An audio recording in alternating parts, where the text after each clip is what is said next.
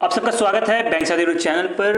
आज जो यहाँ पे पढ़ेंगे हम 13 अगस्त और 14 अगस्त दोनों का मिला के एक ही सेशन रहने वाला है। ये एक सेशन में जो है हम दोनों का जो डेली करंट अफेयर्स है उसको हम पढ़ने वाला है। तो मैं आपका दोस्त Hiraknath without wasting time mind mapping current affairs के ऊपर ले चलता हूँ। तो बैंक के इसके ऊपर पहले न्यूज़ के ऊपर बढ़े तो पहला न्यूज़ में मिलेगा आपको कि सेबी ने जो है अनाउंस किया है single window automatic and generative access for trusted foreign investor. मतलब क्या हुआ, स्वागत एफआई लॉन्च किया है। अब इस स्वागत एफआई क्या करेगा? स्वागत एफआई जो है सिंप्लीफाई करेगा जो रेगुलेटरी प्रोसेस है लो रिस्क फॉरेन इन्वेस्टर्स के लिए। तो जो भी लो रिस्क इन्वेस्टमेंट करना चाहते हैं इंडिया के मार्केट में, तो वो फॉरेन इन्वेस्टर जो है स्वागत एफआई के अंतर्गत अब कर पाएंगे। इसके अंतर्गत टारगेटेड ग्रुप कौन कौन सी है इसमें आपको मिलेगा। जो गवर्नमेंट ओन फंड है वो सेंट्रल बैंक्स, फिर उसके पास sovereign wealth fund, multilateral entities, highly regulated जो पब्लिक रिटेल फंड होता है, ये सारा का सारा जो है इसके अंतर्गत आने वाला है। मतलब अगर इसमें पैसे लगाते हैं तो ये जो है लो रिस्क में आता है। और यहाँ पे अगर किसी भी फॉरेनर को अगर पैसा लगाना हो तो वो लगा सकता है। और किसके जरिए लगा सकता है?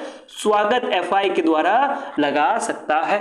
ठीक है, तो इसमें कुछ जो की फीचर्स हैं और जो कुछ रूल्स और रेगुलेशन जो है लाए गए हैं, हम उसको एक एक करके जो है कवर करते हैं। बहुत इंपॉर्टेंट है भाई, इसको नहीं छोड़ना है। ठीक है, तो एक एक करके जो है हम इसको कवर करते हैं। तो पहला तो मिलेगा आपको यूनिफाइड रजिस्ट्रेशन। यूनिफाइड रजिस्ट्रेशन रहने वाला है जिसके अंतर्गत जो भी फॉरेन पोर्टफोलियो इन्वेस्टर है, उसके साथ ही जो फॉरेन वर्चुअल कैपिटल इन्वेस्टर है, ठीक है, जो स्टार्टअप में पैसा लगाते हैं, तो वो सबके लिए जो है एक ही रजिस्ट्रेशन रहने वाला है। एक रजिस्ट्रेशन करोगे दोनों का लाभ मिलेगा। ठीक है, और ये क्यों किया गया कि इसमें डुप्लीकेशन ना हो डॉक्यूमेंट का।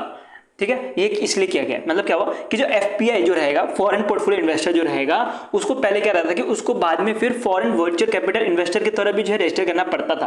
बट अभी ये जो स्वागत प्लेटफॉर्म लाया गया है, इसके बाद जो है अब करने की जरूरत नहीं पड़ेगी। एक रजिस्ट्रेशन में ही जो है दोनों का काम हो जाएगा। इसके साथ ही केवाईसी के बारे में बात करें तो केवाईसी में भी कुछ चेंजेस किए गए हैं। पहले जो था वो 3 से लेकर 5 साल तक जो था इधर जो है री केवाईसी करनी पड़ती थी बार बार, और अब जो है इसको चेंज करके 10 साल कर दिया गया है। जैसे कि लो रिस्क केवाईसी में रहता है वैसे ही कुछ कर दिया गया है अंडर दिस स्वागत।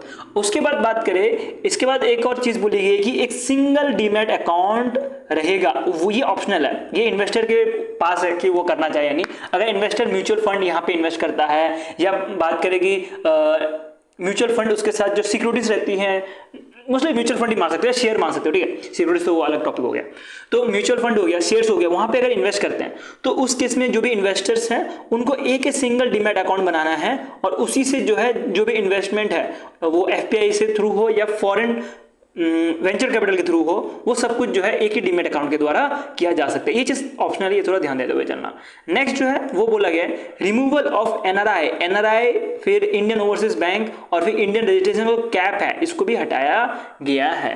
पहले जो था वो 50% था कंट्रीब्यूशन, और अब जो है इसको पूरा का पूरा जो है हटा दिया गया है। जो भी स्वागत फंड के ऊपर जो है एलिजिबल है उनके लिए स्पेशली बेनिफिट करता है म्यूचुअल फंड में। ठीक है, अब हम बात करते हैं कि जो ये यूनिफाइड रजिस्ट्रेशन के अंतर्गत मैंने आपको बताया कि इन्वेस्टर जो है इन्वेस्ट कर सकते हैं, एलिजिबल इन्वेस्टर जो है रजिस्टर कर सकते हैं। तो रजिस्टर करके करेंगे क्या? ये जो है रजिस्टर करके इन्वेस्ट कर सकते हैं इक्विटी इंस्ट्रूमेंट, डेब्ट security of Indian companies as a FPI. और बात करें अगर फॉरेन वेंचर कैपिटल इन्वेस्टर की तरफ बात करें तो उस केस में वो स्टार्टअप्स में उधर जो है पैसा लगा सकते हैं। इंडिया के जो स्टार्टअप्स हैं वहां पे पैसे लगा सकते हैं। अभी के टाइम पे सेबी ने बोला है हम जो है इसको पब्लिक कमेंट के लिए ओपन रखेंगे। कब तक? 29 अगस्त 2025 तक। तो अभी इसके ऊपर बातें होंगी, पब्लिक अपना ओपिनियन देंगे क्या करना चाहिए क्या नहीं करना चाहिए। वैसे बड़े बड़े एक्सपर्ट जो होता है वो अपना ओपिनियन देते हैं और पब्लिक को ओपिनियन देंगे, और उसके बाद अगर कुछ चेंजेस करना रहेगा तो सेबी बाद में चेंजेस कर भी सकती है। ये चीज भी आपको ध्यान देना है। ठीक है, नेक्स्ट चलता है। नेक्स्ट पेनल्टी को पढ़ते हैं। एक पेनल्टी लगाई गई है बाय आरबीआई आईसीआईसीआई बैंक के ऊपर 75 लाख रुपए की। कारण क्या है? कारण है 2। पहला कारण कि जो मॉर्गेज लोन है यहाँ पे जो आईसीआईसीआई बैंक है उसने आरबीआई का जो रूल रहता है वो सही से फॉलो नहीं किया, जिसकी वजह से इनके ऊपर पेनल्टी लगाई गई है। दूसरा कारण है करंट अकाउंट कि जो करंट अकाउंट की ओपनिंग है वहां पे भी इन्होंने जो आरबीआई का रूल है वो ब्रीच किया, जिसकी वजह से इनके ऊपर पेनल्टी लगाई है। तो ये 2 रीजन की वजह से पेनल्टी लगाई गई है बेस्ड ऑन दी जो सर्विलेशन एवोल्यूशन हो रहा था 2024 का, उसके अंतर्गत, मतलब ये ईयरली होता रहता है बैंक्स के अंदर, तो उसमें जो है ये चीज़ पकड़ी गई है और लाख रुपए की पेनल्टी लगाई गई है। अभी आईसीआईसी के बारे में बात करें, आईसीआईसी बैंक के बारे में, तो इन्होंने 50,000 जो है एज अ मेंटेनेंस के लिए भी रखा गया है बैलेंस, जो कि बहुत बड़ा अमाउंट है। आप खुद सोच के बैठो, एक किसी बंदे का 50,000 रुपये सैलरी है और वो 50,000 रुपये उसको मेंटेन करना पड़े आईसीआईसी बैंक में, और उससे नीचे निकालेगा तो उसको पेनल्टी लग जाएगी। वही मंथली बेस पे मेंटेन करना है।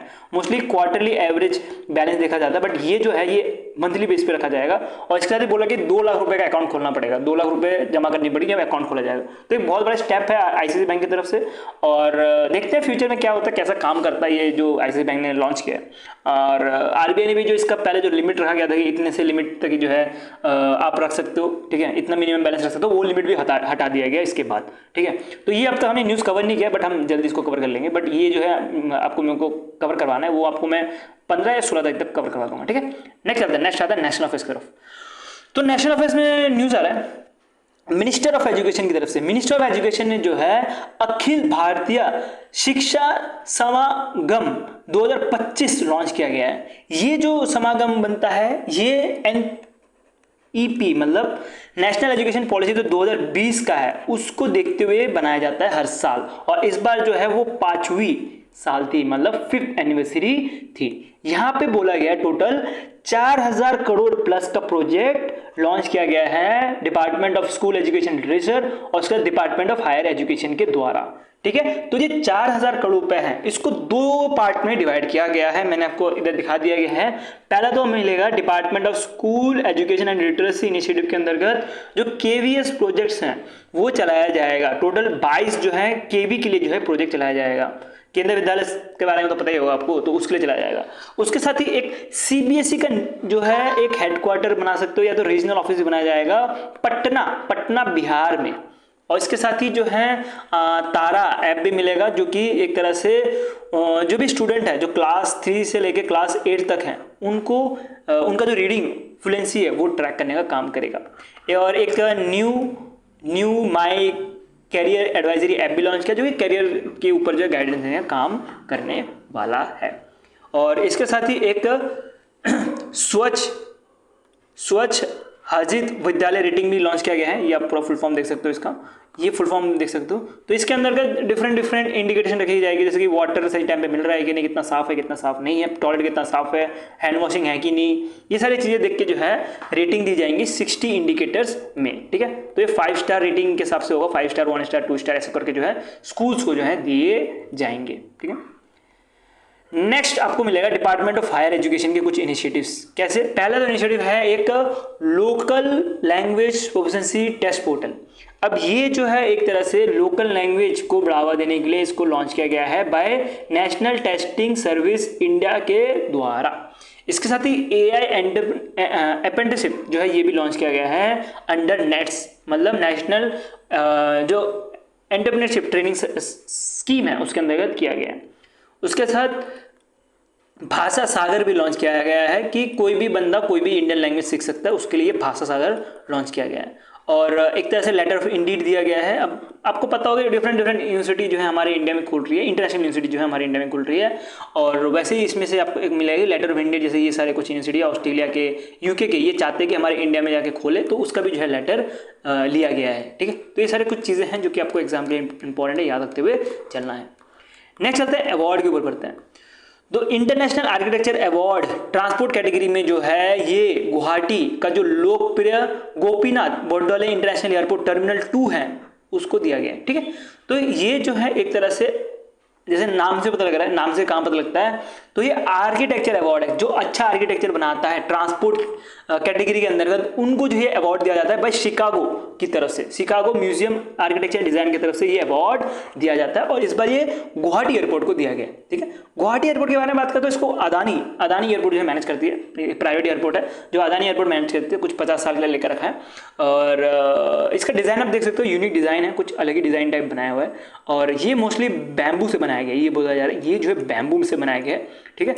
और उसके साथ ही जो है फॉक्स टेल जो है ऑर्चिड भी यूज़ किया गया है, ठीक है, जो कि जो असम का जो हेरिटेज है वो दिखाता है। तो इसीलिए ये जो है इंपॉर्टेंट बन चुका है और इसीलिए जो है ये अभी इसको अवार्ड भी दिया गया है, ठीक है।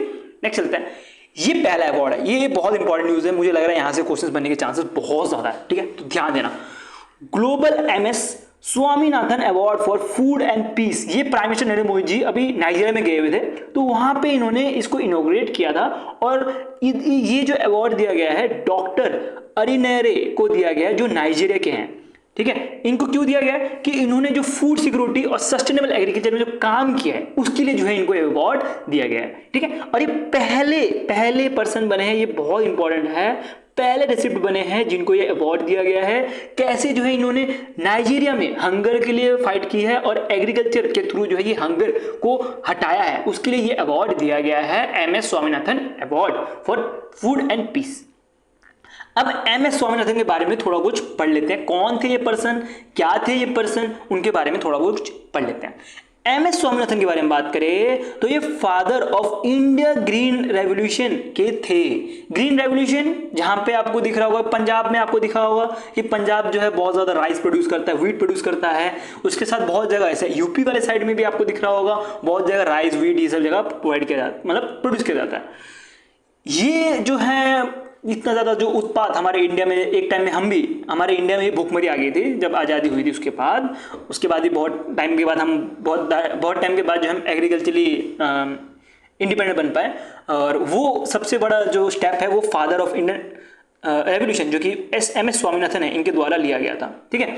तो इन्होंने ही जो कॉन्सेप्ट ऑफ बायो हैप्पीनेस भी लाया गया था, जिसके अंतर्गत ह्यूमन वेलबींग और इकोलॉजिकल हार्मोनी रखने की बात की गई थी। इनके बारे में बात करें तो भारत रत्न इनको 2024 में मिला था और ये पास्ट अवे हो गए थे 2023 में 98 एज में, ठीक है। तो ये एमएस स्वामीनाथन के ऊपर ही जो है ये अवार्ड दिया गया है। ये बहुत ज़्यादा इंपॉर्टेंट है, इसको ध्यान देते हुए चलने लेना, ठीक है, इंपॉर्टेंट है, याद रखो इसको।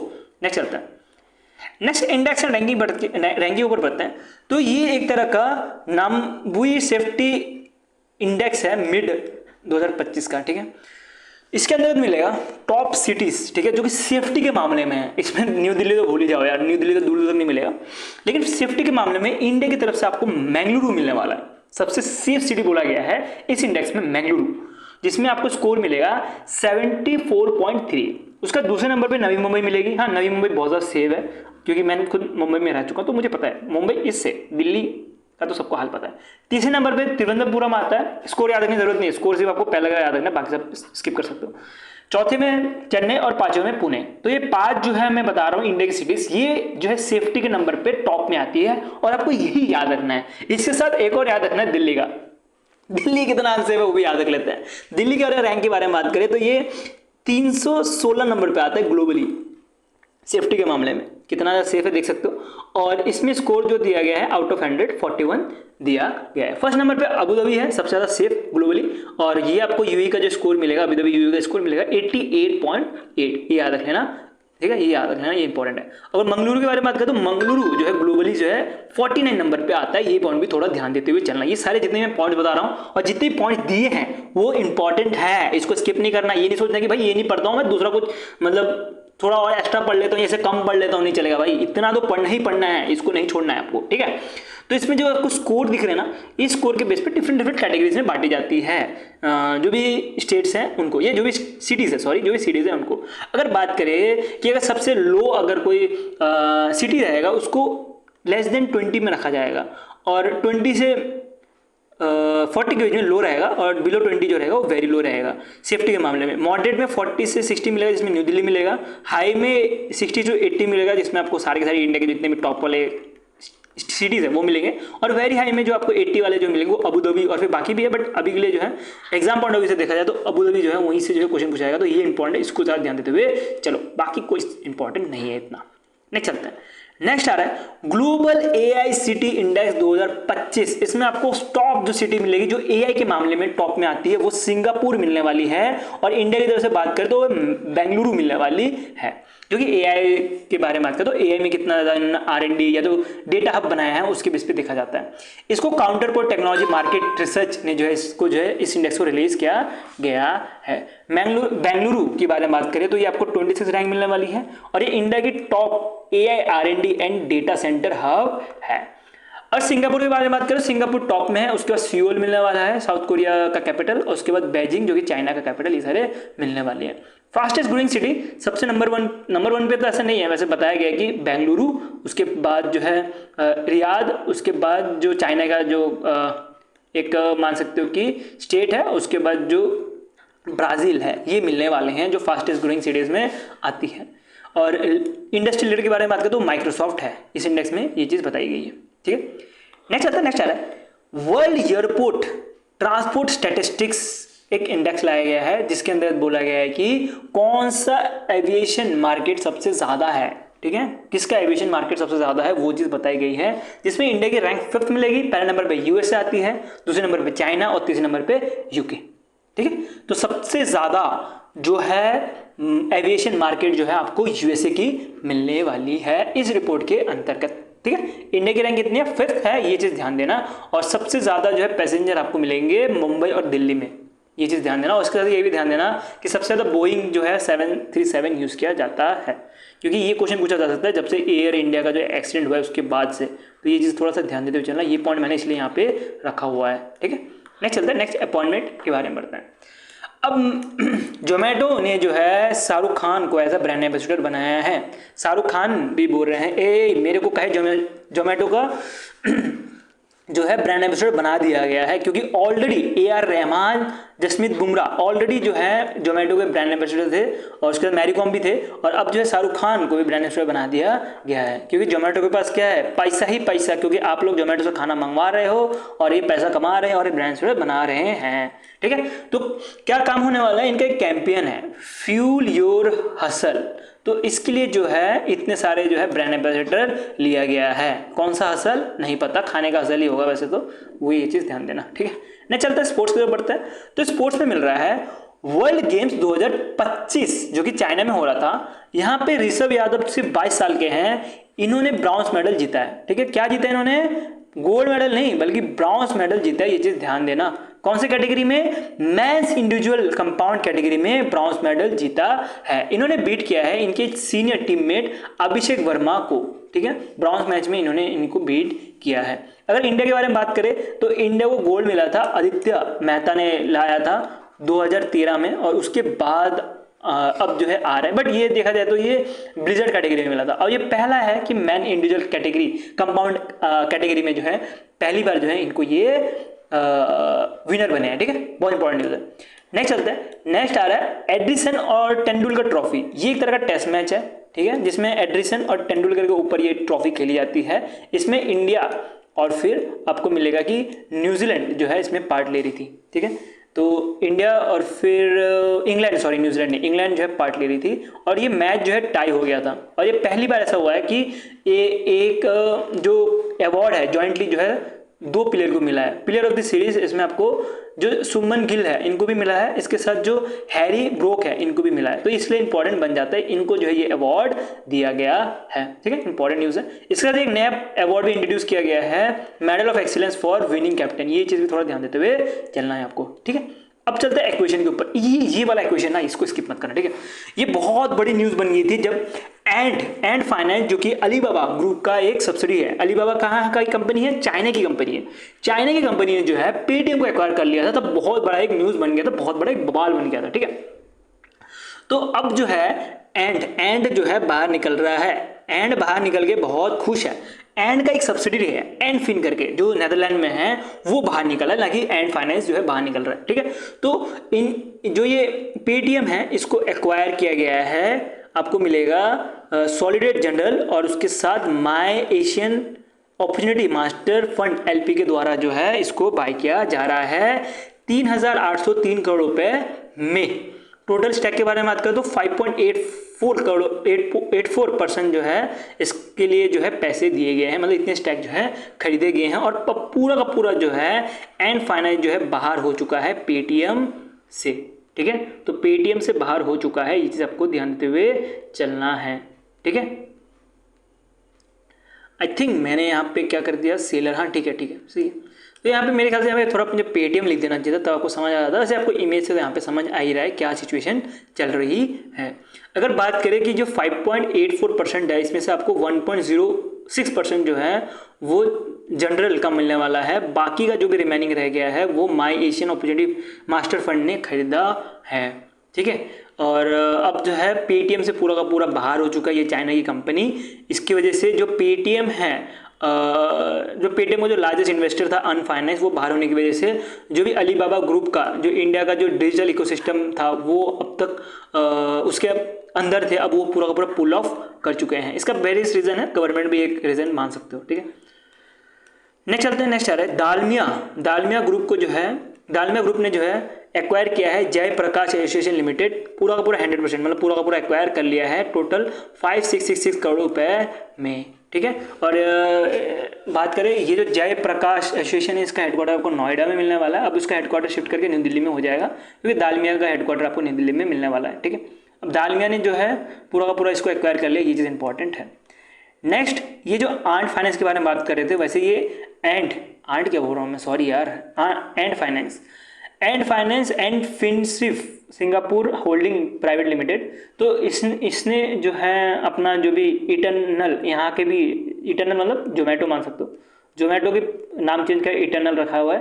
तो इसमें भी देखोगे तो ये डाइवर्स कर दिया है 1.46% का स्टैक, जो कि टोटल 4097 करोड़ रुपए में मिलने वाला है। ठीक है, तो ये जो है जोमेटो से भी एक साइड से कम करते हुए जा रहे हैं स्टैक।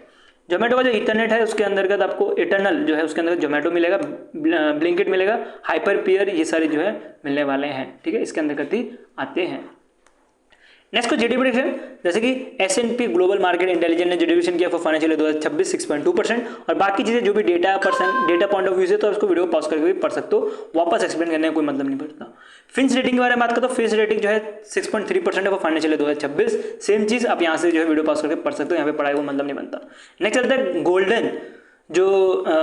गोल्डन स्केच, ये भी जो है लाता है, ये भी इंपॉर्टेंट होता है इनका, और ये इंटरनेशनल है। ठीक है, ये कोई इंडिया की तरफ से नहीं है, इंटरनेशनल है। इन्होंने 6.4% जो है कैलेंडर ईयर 2026 में जो है रेटिंग रखी गई है।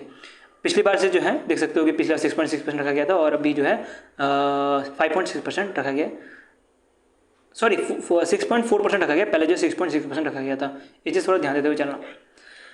पीडीएफ के बारे में बात करते हैं, पीडीएफ मिल जाएगा, link in the description Telegram group में, और वीडियो अच्छा तो लाइक कर देना, ऐसी कंटेंट देते हैं सब्सक्राइब चैनल। और अभी भागो मत, अभी हम 14 तारीख का भी करंट अफेयर्स पढ़ेंगे। ठीक है, यहाँ पे कोई हम पूरा 14 और 13 का जो है खत्म करते हैं। मुझे टाइम नहीं मिल पाया था, इसलिए बना नहीं पा रहा था, बट अब जो है टाइम मिल गया तो बना ही लेते हैं।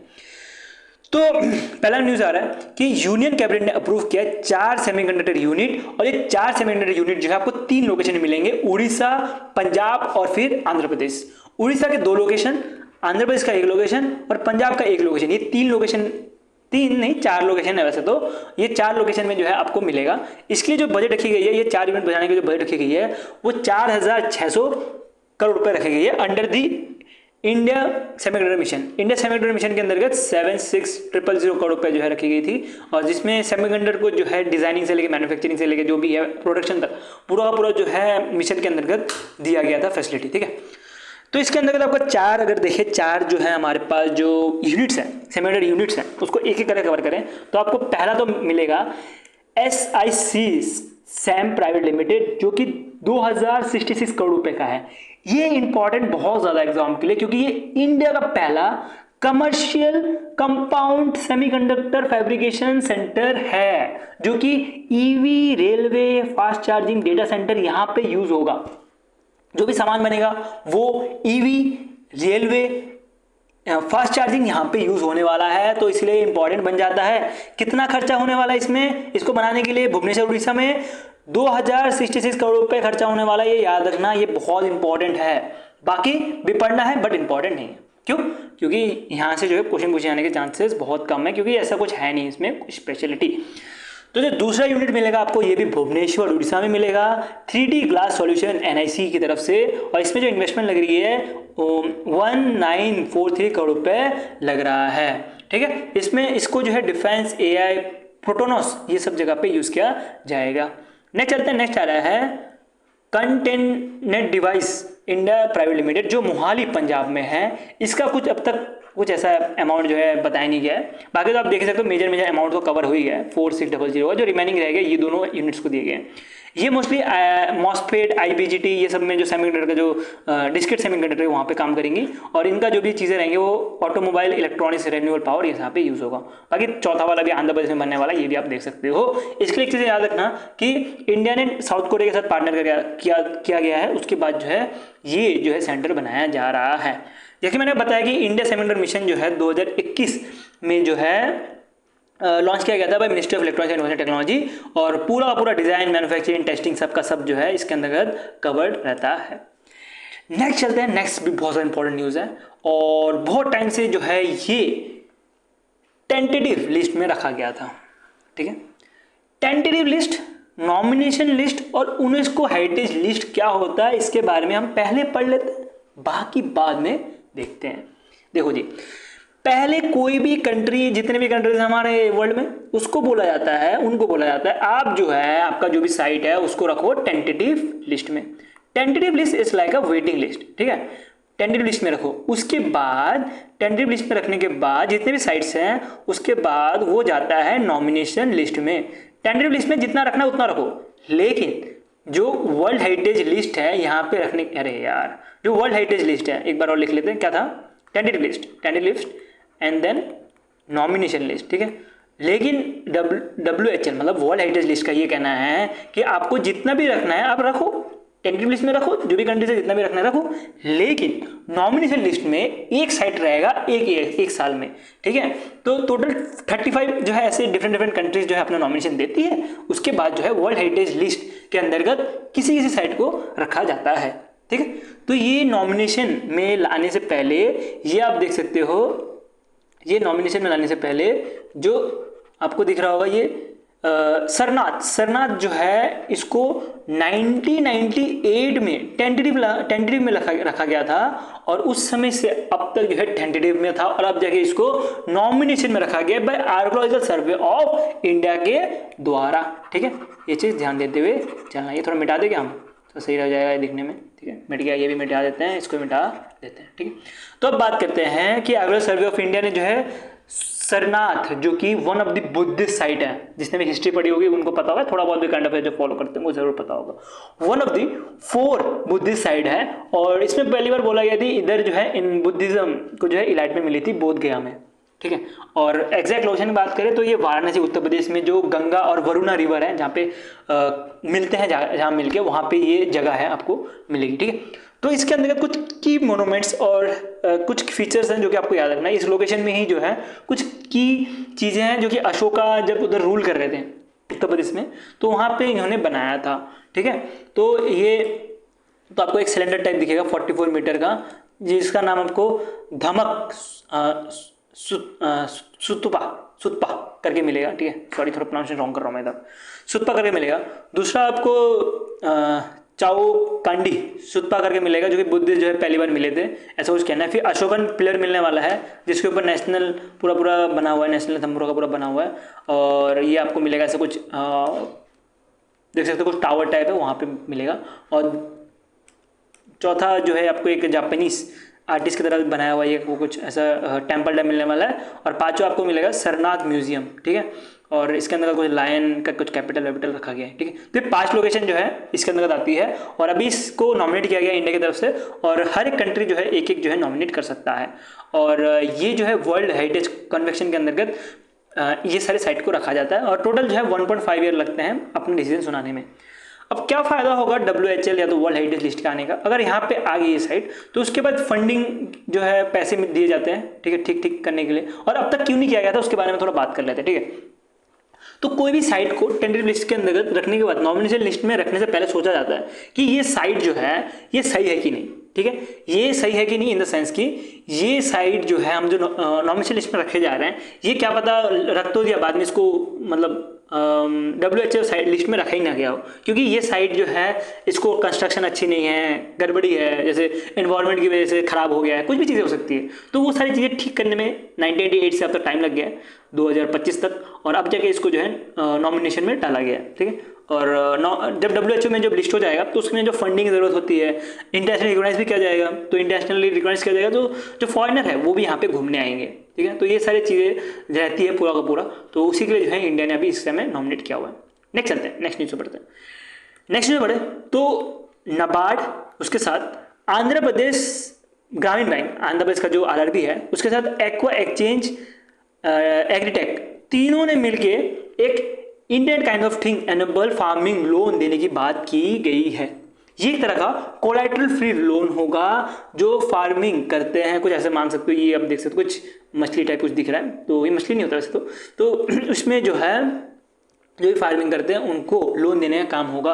पायलट बेस पे जो है अभी 25 करोड़ रुपए दिए जाएंगे, मोस्टली आंध्र प्रदेश में दिए जाएंगे 25 करोड़ रुपए। उसमें से फ्यूचर में प्लान है कि 2025-26 में जो है 100 करोड़ और 2026-27 में जो है 250 करोड़ रुपए दिए जाएंगे। ठीक है, तो इसमें टोटल लोन सेक्शन के बारे में बात करें तो 1 करोड़ रुपए तक जो है दिए जाएंगे 5 फार्मर्स को। ये चीज़ ध्यान देते हुए चलना। अब फार्मर की जो रेटिंग है उसको चेक करने के लिए, उनका नेटवर्क चेक करने के लिए RBI ने एक यूनिफाइड लैंडिंग इंटरफेरेंस बेंचमार्क भी निकाला है। ये पॉइंट भी थोड़ा ध्यान देते हुए चलना। ठीक है, कुछ एडिशनल स्टेप भी लिए गए नाबार्ड की तरफ से जो कि एग्जाम के लेसन पॉइंट है, बट हमें थोड़ा थोड़ा करके पढ़ लेते, क्या पता पूछ लिया जाए। बट लेसन पॉइंट में आप नहीं पढ़ोगे चलेगा, लेकिन पढ़ना जरूरी तो है यार, एक बार आप घुमा जरूर लेना, बट लेसन पॉइंट में आता है, ये चीज़ मैं आपको बताना चाहूँगा। ठीक है, 3 करोड़ का सैंक्शन किया गया फॉर ट्राइबल डेवलपमेंट प्रोजेक्ट के लिए, और ये जो है आपको 2 जो है लोकेशन मिलने वाले हैं आंध्र प्रदेश में। और दूसरा पॉइंट मिलेगा कि 500 जो पर्टिकुलरली वेनेबल ट्राइबल फैमिलीज हैं उनको बेनिफिट करने का काम करेगा ये प्रोजेक्ट। और इसके साथ जो है फोकस इनका मोस्टली मैंगो और फिर जो काजू है उसके लिए रहने वाला है। और प्लान है कि हर एक फैमिली मेंबर जो भी है फार्मर्स के, उनको 1 से लेके 1.2 लाख तक जो है हर साल कमाए मैच्योरिटी के बाद। ये कुछ एक्सपेक्टेड इनकम है, ये सारा कुछ प्लान है, ये चीज़ थोड़ा पढ़ लेना। नेक्स्ट है फर्स्ट न्यूज़ के ऊपर। तो अभी इंडिया जो है क्वालिफाई हुई है एशियन फुटबॉल चैंपियनशिप के लिए। आई थिंक मुझे यहाँ पे फुल फॉर्म प्रोवाइड करना चाहिए था। ठीक है, मैं आपको PDF में जो है अपडेट करके फुल फॉर्म प्रोवाइड कर दूंगा। आई थिंक मैंने PDF बनाने से मैं थोड़ा सा मिस्टेक कर दिया होगा कंटेंट राइटर ने, कोई बात नहीं।